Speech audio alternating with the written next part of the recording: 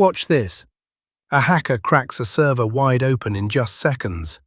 No firewall, a weak password, ports left open. Way too easy. And that's the point. He thinks he's inside the real network. He isn't. He just walked into a trap.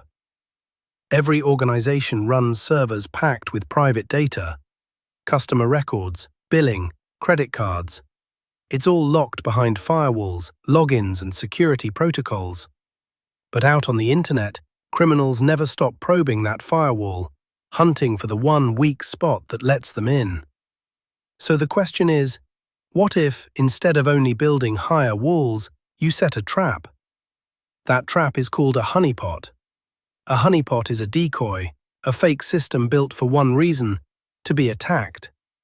Like honey drawing in a bug, it lures cybercriminals toward it so their every move can be watched, studied, and learned from, without ever putting the real network at risk. Here's how you build one. The real servers stay safe behind the firewall. Then you place a second server outside it, the honeypot, and you make it look completely real. Fake billing records, fake credit card data, convincing file names. Then, on purpose, you leave it easy to break into. A weak password, open ports, everything a criminal is hoping to find. Now a criminal shows up. The real servers? Locked down tight. Too much effort. But right next to them sits an easy target, practically begging to be opened. So that's the one they go for. They break in, thinking they've hit the jackpot, the real servers. They haven't. They're inside the honeypot, exactly where you wanted them. And this is where a honeypot earns its keep.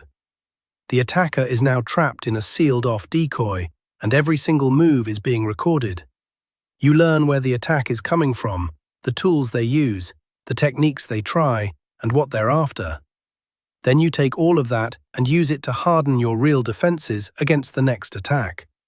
All without a single real file at risk. One honeypot is powerful, but you can run many at once, and that's called a honeynet.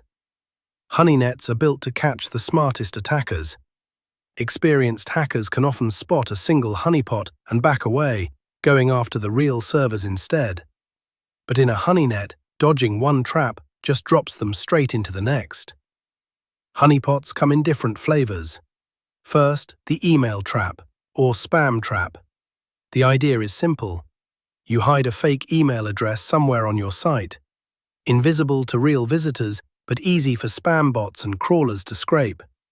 No human would ever email it, so the moment a message arrives, you know it's spam. And since every email carries a source IP, you block that spammer automatically.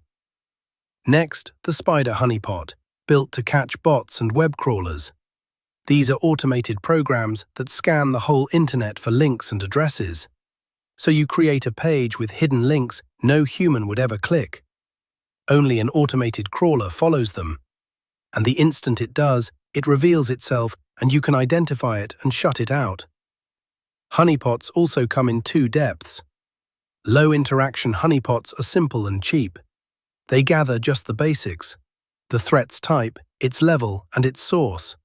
But there's not much there to hold a hacker's attention for long. High-interaction honeypots are the opposite: complex, realistic, and designed to keep the attacker engaged.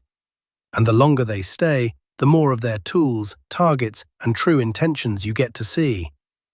So that's the honeypot playbook.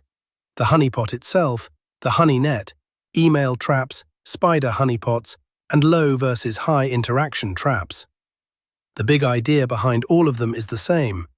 Don't just block attackers, study them and turn their attack into free intelligence. Now you know how a honeypot flips the script on cybercriminals. If this made it click, subscribe for weekly cybersecurity explained simply. And next up, we break down how firewalls actually work.